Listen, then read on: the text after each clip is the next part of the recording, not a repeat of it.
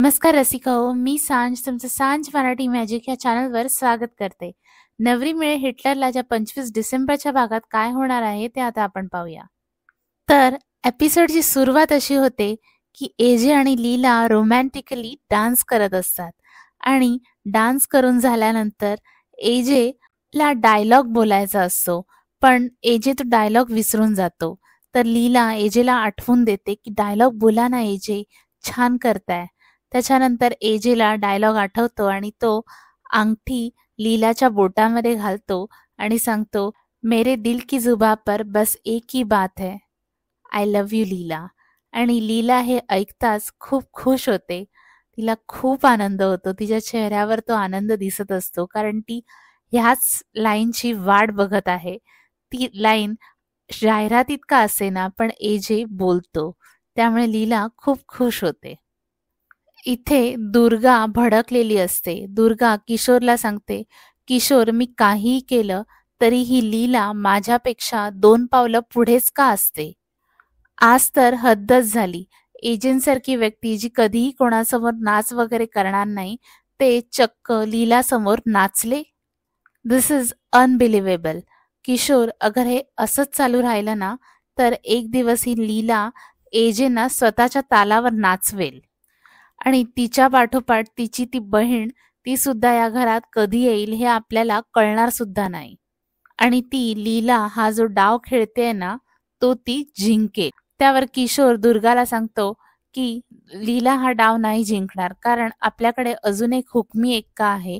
त्याच्या जीवावर हा आपण डाव पलटू शकतो आणि ह्या दोघी बहिणींची स्टोरी कायमची संपू शकतो. इथे एजे आणि लीलाच्या सेटवर शॉट ओके झालेला असतो, पण एजेला ते समजतच नाही आणि एजे लीलाकडे कंटिन्यू बघतच असतो.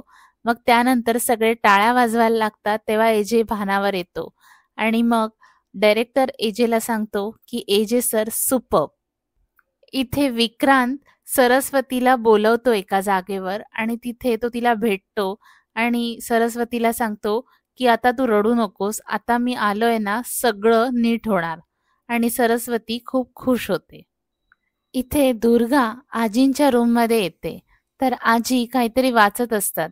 तर दुर्गा विचार करते की आता नको बोलायला, म्हणून दुर्गा तिथून निघत असते. तर तेवढ्यात आजींचं लक्ष जातं आणि आजी दुर्गाला म्हणतात की दुर्गा ये ये, तुला काही बोलायचं होतं म्हणूनच तू आली असणार. ये ये, तू ये माझ्याशी बोल. तर दुर्गा आधी नाही बोलते, पण तरी आजींच्या आग्रहास्तव ती पुन्हा येते. दुर्गा आजींना सांगते, आजी बोलायचं तर खूप काही आहे, पण बोलू का नको तेच कळत नाहीये. दुर्गा आजींना सांगते की आजी, आजपर्यंत मी तुमच्याशी कोणत्याही गोष्टीवर मनमोकळेपणाने बोलू शकायचे, पण आता मला तुमच्याशी बोलताना जरा भीतीच वाटते. त्यावर आजी म्हणतात, का? त्यावर दुर्गा आजींना म्हणते, लीला या घरात आल्यापासून तुम्ही बदलला आहात आणि आता तुम्हाला तीच बरोबर वाटते आणि आम्ही सगळे चुकीचे. त्यावर आजी म्हणतात, बाळा असं अजिबात नाहीये. तुम्ही चौघी माझ्यासाठी सारख्याच आहात. दुर्गा आजींना सांगते, मला आजपर्यंत वाटत होतं की आपण दोघी एकाच विचाराच्या आहोत. आपण दोघी या घराच्या भल्याचाच विचार करतो. पण तुम्ही एजंटसाठी लीलाची निवड केली आणि माझ्या त्या विश्वासाला तडा गेला. आणि त्यामुळे आपल्या दोघींमध्ये एक अंतर निर्माण झालंय आणि मला त्या गोष्टीचा खूप त्रास होतोय. त्यावर आजी म्हणतात, तसं काही नाहीये दुर्गा. त्यावर दुर्गा म्हणते की आजी, तुम्ही आधी आम्हाला जातीने विचारायचाच की तुम्हाला काय हवंय काय नकोय, पण आता तुमचं आमच्याकडे लक्षच नाहीये. आता तुमचं आमच्याकडे लक्षच नसतं. येता जाता पूर्वी तुमचा हात आमच्या डोक्यावर मायेने फिरायचा. असं वाटायचं की आजी आपल्या बरोबरच आहेत. पण आता मला खूप एकटं वाटतं. हे ऐकल्यावर आजींना खूप वाईट वाटतं आणि आजी दुर्गाला मिठी मारतात आणि तिला जवळ घेतात. आजी दुर्गाला समजावताना सांगतात की बेटा असं काही नाहीये. कसं आहे ना, लीला या घरात नवीन आहे. तिला या घरात रुळायला वेळ लागणार आहे. लीलाला समजून घेण्याच्या नादात कदाचित तुमच्याकडे दुर्लक्ष झालं असेल. माफ कर मला, पण खरंच सांगते तुम्ही चौघीही माझ्यासाठी खूप महत्त्वाच्या आहेत. तू आणि लीला माझ्यासाठी एकदम सारख्या आहात. त्यावर दुर्गा म्हणते, नाही आजी, मी आणि लीला सारख्या नाहीयेत. आम्ही विरुद्ध आहोत आणि कायम तशाच राहणार. लीला या घरात एकटी नाहीये. या घरात आल्यापासून तिने माझी सगळी माणसं स्वतःच्या बाजूने ओढून घेतलेली आहेत. आधी तुम्ही, मग एजे आणि आता तर विराज आणि प्रमोद सुद्धा. ती मुलगी किती चुकते तरी तिला कधी तिच्या चुकांची शिक्षा मिळते? एजे सुद्धा अगदी शांत बसून तिच्या सगळ्याच चुका स्वतःच्या पोटात घालतात. असं का? सांगा ना आजी, सांगा, असं का? त्यावर आजी म्हणतात, ऐक बाळा, लीला जरी चुका करत असली ना, तिचं मन वाईट नाहीये. तिचं मन खूप मोठं आहे. तिला आपण माफ करायला हवं. नाहीतर तिला काय वाटेल सांग बघू. मी नेहमीच चुका करते आणि मला कोणतीच गोष्ट नीट बरोबर करता येत नाही. ही गोष्ट तिच्या मनामध्ये सलत राहील आणि मग तिचं मन कमकुवत होईल ग. पण जर आपण माणसाला माफ केलं तर त्याला आयुष्यात काहीतरी नवीन करण्याची संधी देता येते ना ग. मग अशी संधी आपण लीलाला द्यायला हवी की नको? त्यावर दुर्गा आजीना म्हणते, मग हाच विचार घरातल्या इतर माणसांच्या बाबतीत का नाही केला गेला? या घरात कोणी कधी छोटीशी जरी चूक केली तरी एजेनी त्यांना शिक्षा दिलेली आहे. कधीही कोणाला माफ नाही केलेलं.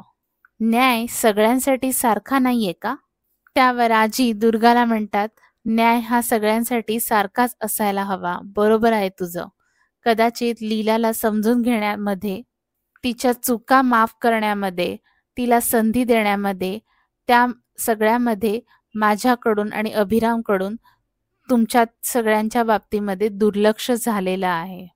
आजी दुर्गाला म्हणतात की मी नेहमीच तुमच्या बरोबर आहे आणि ह्याही पुढे मी तुमच्याच बरोबर राहणार आहे. त्यावर दुर्गा म्हणते, राहाल ना? मग मला वचन द्या की वेळ आल्यावर तुम्ही माझ्या बाजूने उभ्या राहाल. त्यावर आजी दुर्गाला वचन देतात की हो, वेळ आल्यावर मी तुझ्या पाठीशी उभी राहीन. इथे एजे आणि लीला कारमध्ये असतात आणि लीला आपल्याच विश्वात लाजत असते, हसत असते आणि एजे मनात म्हणतो, मी आज खरंच लीला बरोबर डान्स केला का, तेही सगळ्यांसमोर? लीला मनात म्हणत असते, प्रेमात सगळं शक्य आहे. आजचा दिवस ना मी कधीच विसरणार नाही. Thank you AJ. मी खूप खुश आहे. आता मला खात्री पटलेली आहे की आपलं नातं नक्की फुलेल. इथे कारमध्ये एजेला खूप ऑकवर्ड फील होत असतं. त्याला ते सगळं आठवत असतं. तो मध्येच लीलाकडे बघत असतो. जसं लीला त्याच्याकडे बघते तसा एजे दुसरीकडे बघतो आणि तो असा विचार करत असतो की अरे हे मी काय केलं? आणि लीला मात्र खूप खुश असते, लाजत असते. मध्येच एजे गाणी लावत असतो, मग लीला गाणी लावत असते. काय ना काहीतरी चालू असतं दोघांमध्ये, पण दोघं बोलत नसतात. लीला मात्र खुश असते, ब्लश करत असते आणि एजे मात्र प्रचंड ऑकवर्ड झालेला असतो. त्याला समजत नसतं की हे मी कसं केलं आणि आता लीला काय समजत असेल. आणि अशाच मनाच्या चलबिचलमध्ये एजे आणि लीला एजे हाऊसपर्यंत येतात. एजे कारमधून उतरतो आणि घरात जायला निघतो तेव्हा तो बघतो की लीला त्याच्याबरोबर नाहीये. तो मागे वळून बघतो तर लीला कारमध्येच बसलेली असते आणि ती स्वतःच्याच भावविश्वात असते. मग एजे स्वतःहून येतो आणि कारचा दरवाजा उघडतो. एजे लीलाला सांगतो, चल, घर आलंय.